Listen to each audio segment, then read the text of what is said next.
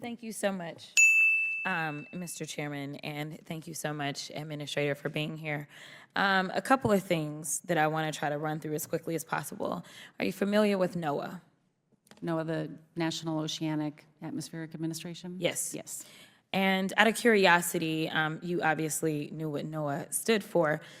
When we are trying to prepare for these disasters as they are impending, do you rely on information that you receive from them in getting prepared for a potential disaster? NOAA is a critical partner of FEMA's, whether it's through their National Hurricane Center to give us forecasts for where hurricanes and the strength of hurricanes are going to hit, or the National Water Center that helps us understand what the flooding impacts are going to be, or the Severe Weather Center that talks about tornado forecasts.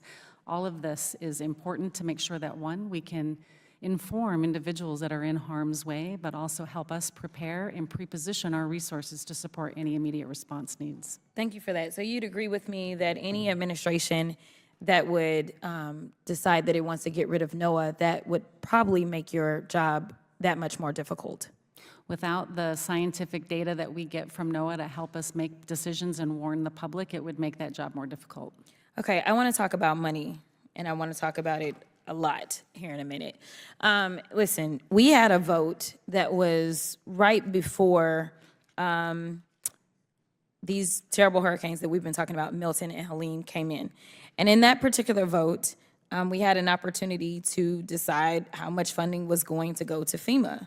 And it is my understanding that on this committee, we had a few members that decided that they were not going to vote in support of that funding. I don't know how closely you follow, but we had a number of members who actually serve not only on this committee, but they serve in states that have been mentioned, such as Tennessee, North Carolina, South Carolina, and Georgia. And right now, it is my understanding that we're having a hearing because there is a concern about a specific individual who potentially skipped, I think the total was 20 homes, correct? And in those 20 homes, if you had to guess, and I don't know if you've been back to those 20 homes at this point in time to see what resources, if any, were needed, but if you had to guess approximately how much money are we talking about did not potentially get distributed immediately to those 20 homes? All 20 homes have been revisited by our disaster survivor assistance teams. I do not know how many have actually applied for assistance, but the maximum amount that's available for an individual through this disaster was $42,500 for housing assistance and another possible $42,500 for other needs assistance. Okay. What I'm hearing, though, is we're talking about 20 houses. The data that I have in front of me shows that over 18,000 interactions have been conducted for survivors of both Hurricane Helene and Milton. Is that approximately correct? I would say that that number is probably much higher than that. Okay. Give me your number. Well, somewhere, let's presuppose that the number was 18,000.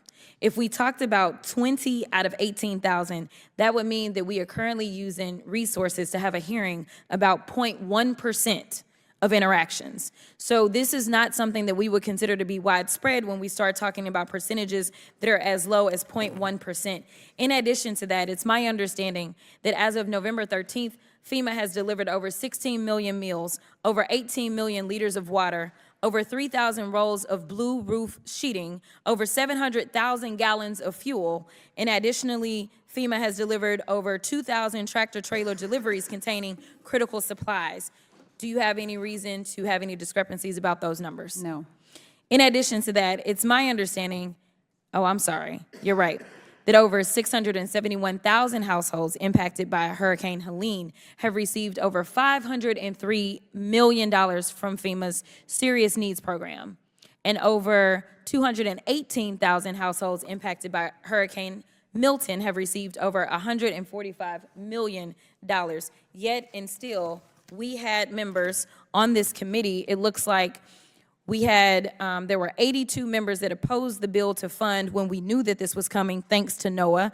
And 19 of the 26 Republicans on this oversight committee voted against the bill to keep FEMA funded, and 9 are in states that were directly hit.